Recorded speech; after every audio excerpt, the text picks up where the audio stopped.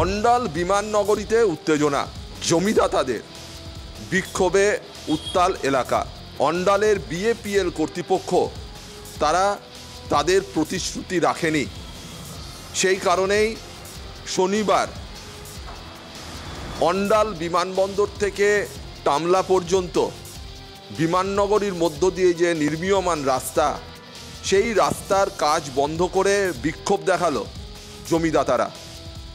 তাদের অভিযোগ যে 2300 একর জমি জমিদাতাদের কাছ থেকে নিয়েছে বিএপিএল কর্তৃপক্ষ, কিন্তু তার বদলে যে জমি এবং যুবকদের ট্রেনিং দিয়ে চাকরি দেওয়া যে প্রতিশ্রুতি তারা দিয়েছিল তা তারা রক্ষা করেনি।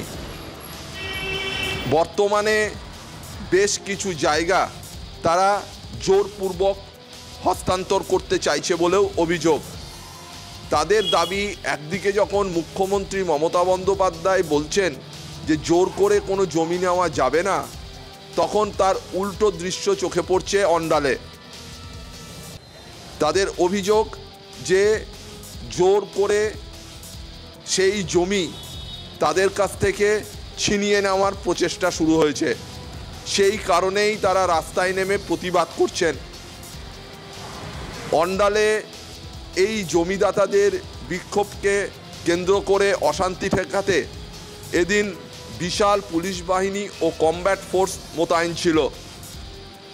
পরে আগামী সোমবার এই নিয়ে একটি দ্বিপাক্ষিক বৈঠক করার সিদ্ধান্ত নেওয়া হলে পরিস্থিতি স্বাভাবিক হয়।